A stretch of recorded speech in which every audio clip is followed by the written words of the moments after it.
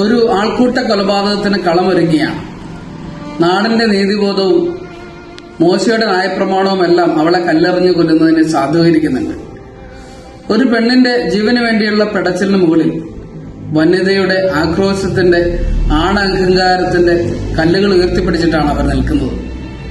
ആ തച്ചൻ ഒരിത്തിരി നേരം നിലത്തെഴുതിയിട്ട് പിന്നെ പറഞ്ഞ വാക്കുകൾ, വളരെ ചെറുതും മൃദുവുമായ ആ വാക്കുകളുടെ മുൻമുനയിലുടക്കി ആ കല്ലുകളെല്ലാം വഴുതി താഴെ വീഴുന്നുണ്ട്.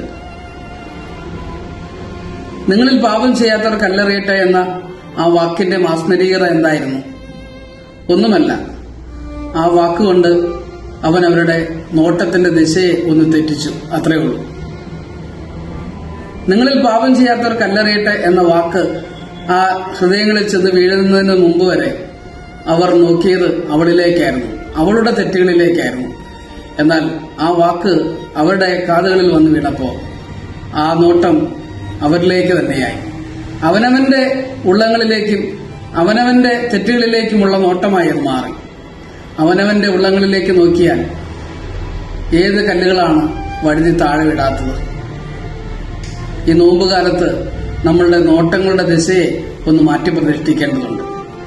അവനവന്റെ ഉള്ളങ്ങളിലേക്കുള്ള നോട്ടങ്ങളിലൂടെ മാത്രമേ നല്ലതിലേക്കുള്ള മാറ്റങ്ങൾക്ക് തുടക്കം കുറിക്കാനാവൂ.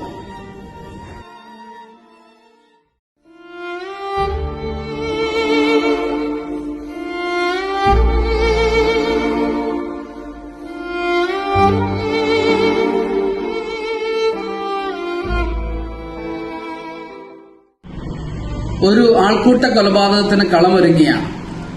നാടിന്റെ നീതിബോധവും മോശയുടെ ന്യായപ്രമാണവുമെല്ലാം അവളെ കല്ലെറിഞ്ഞു കൊല്ലുന്നതിനെ സാധൂകരിക്കുന്നുണ്ട്.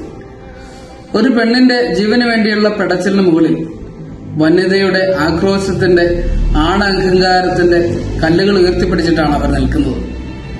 ആ തച്ചൻ ഒരിത്തിരി നേരം നിലത്തെഴുതിയിട്ട് പിന്നെ പറഞ്ഞ വാക്കുകൾ, വളരെ ചെറുതും മൃദുവുമായ ആ വാക്കുകളുടെ മുൻമുനയിലുടക്കി ആ കല്ലുകളെല്ലാം വഴുതി താഴെ വീഴുന്നുണ്ട്.